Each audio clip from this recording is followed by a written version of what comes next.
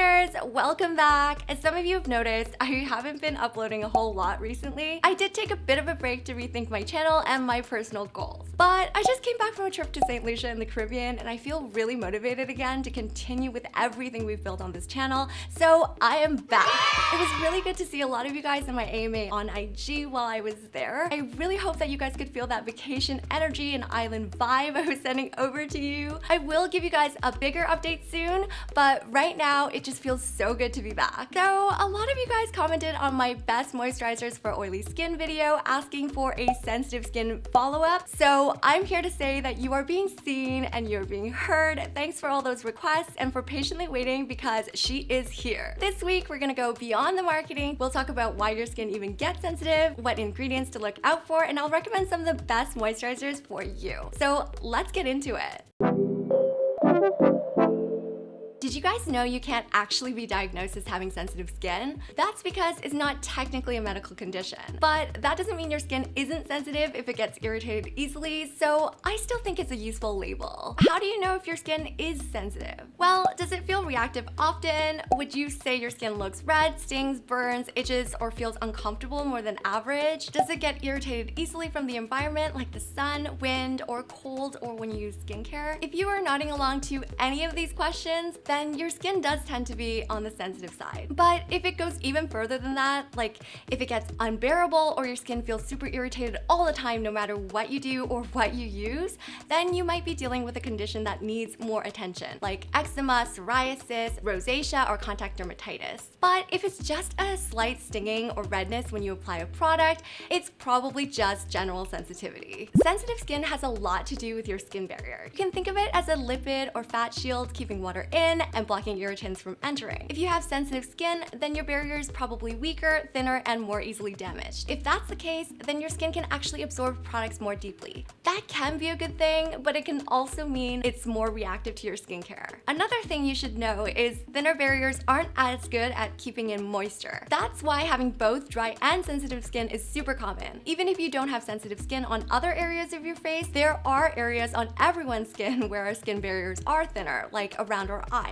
Your barrier can be thinner because of genes, but also it's another part of getting older. If you do have sensitive skin, you want to make sure that you're choosing skincare products that don't thin down your barrier. The best things to avoid are over-cleansing and over-exfoliating. Over-exfoliating is a big one and it's causing a lot of compromised skin barriers and sensitivity, especially with so many new exfoliators and peels launching. So stick to the super gentle chemical exfoliators like lactic acid or mandelic acid if you must, but use it max 2 to 3 times a week and avoid really strong exfoliating peels like the ordinary one. On the cleansing side, harsh soap and hot water is a bad mix. You guys already know from my CeraVe cleanser video that sulfates are some of the most powerful surfactants out there. You can easily over-cleanse with a sulfate-based cleanser, so you want to avoid them. As for not cleansing with hot water, well, the best way I can explain it is, imagine you're trying to rinse butter off of a knife. If you rinse it with cold water, then the butter doesn't really move, but if you instead rinse with hot water, it'll just melt right off.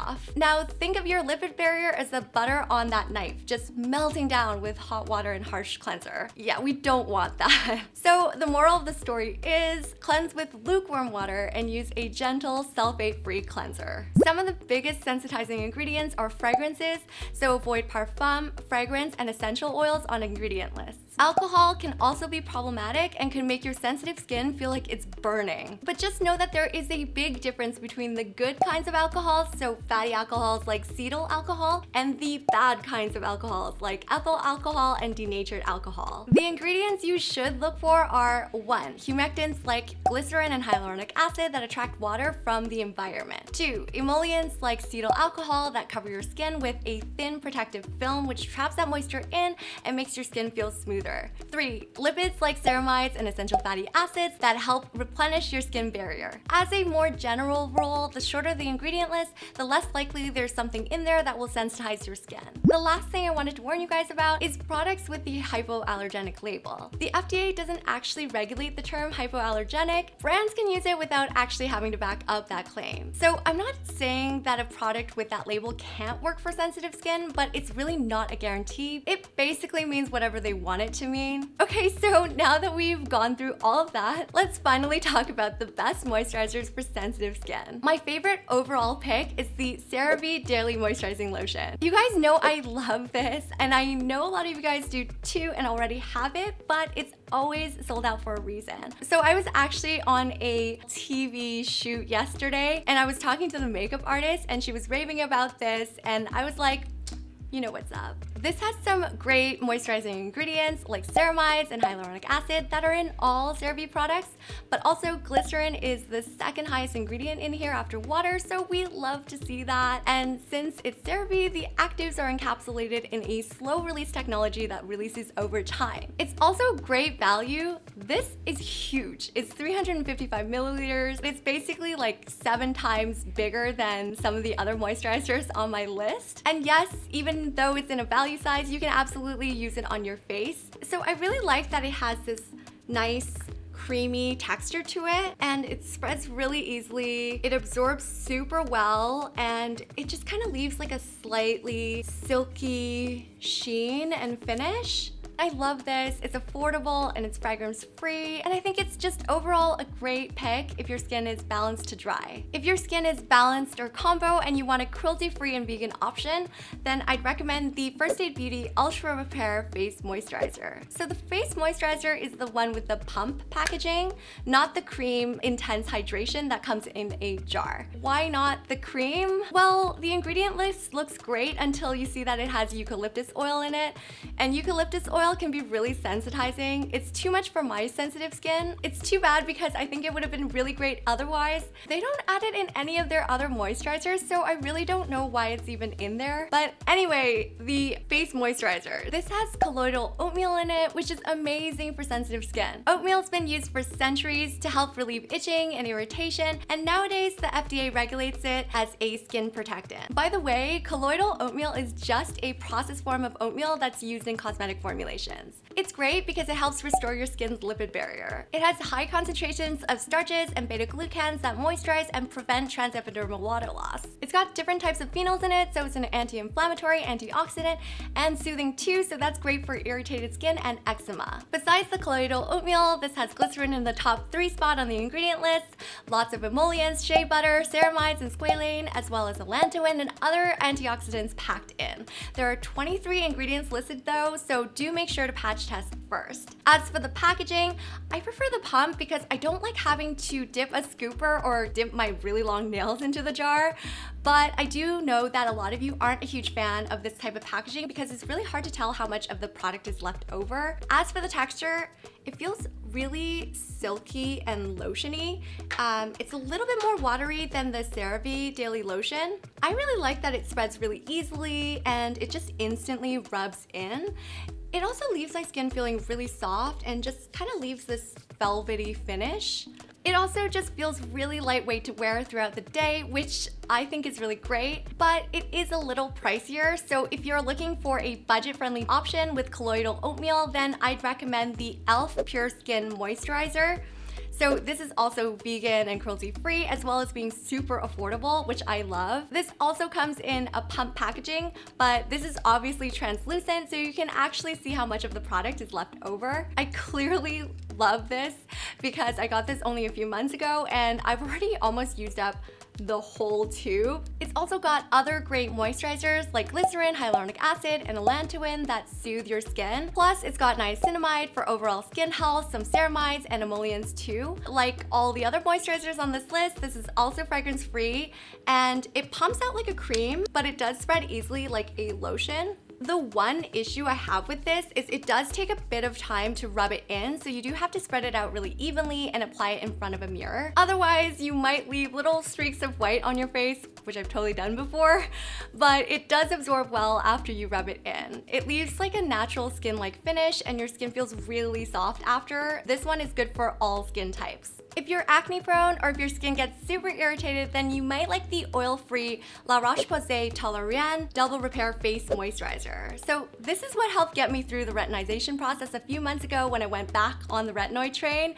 It's one of my go-to drugstore options that I can count on when my skin is feeling irritated and everything else stings. As for the ingredients, this is pretty simple with glycerin in the number 2 spot, a mix of emollients, and ceramide 3. It also has niacinamide in it, which of course is a great all-around ingredient. It's fragrance-free and it's also oil-free, so it's great if you have acne-prone and sensitive skin. However, it isn't the most moisturizing on the list, so even though the brand recommends it for balanced to dry skin types, now that I've used it a lot and because of the mattifying finish, I actually think it's best for balanced combo and oily skin types. It goes on pretty thick and creamy and it spreads really well and dries down really fast, but it leaves more of like a mattifying and blurring finish. I personally like that because it doesn't leave my T-zone looking way too oily and greasy. So I did want to talk about that blurring finish. That's there because this is pretty heavy on the silicone, with dimethicone popping up third on the ingredient list. Again, silicones aren't all categorically bad.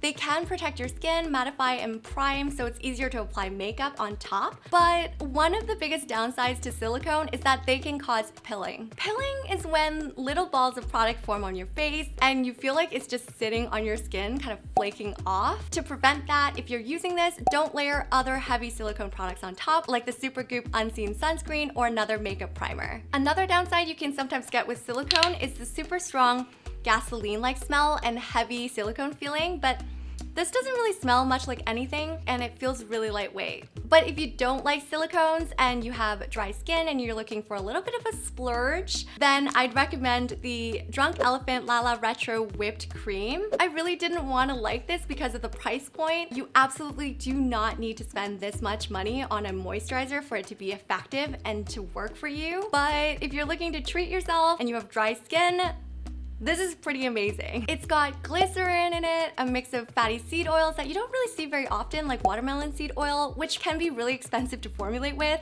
ceramides and vitamin E, plus it's cruelty-free and vegan too. The packaging is super cute and I think it's really innovative. You push down on the top part here to release product, but it still has the same issue of being opaque, so you can't see how much of the product is left over, which I know will annoy some of you guys. As for the texture, the only way I can describe it is it feels luxurious and expensive. It spreads really well and absorbs super fast. It smooths out your skin and it surprised me that it doesn't feel or make you look greasy. It just kind of makes your skin look velvety and it's a really great base for makeup. I was also surprised that a couple weeks into using this, it still hasn't broken me out. I'm still waiting for that. That being said, I would still only recommend this to you if you do have dry skin and you aren't acne prone because of the oils in here, just in case.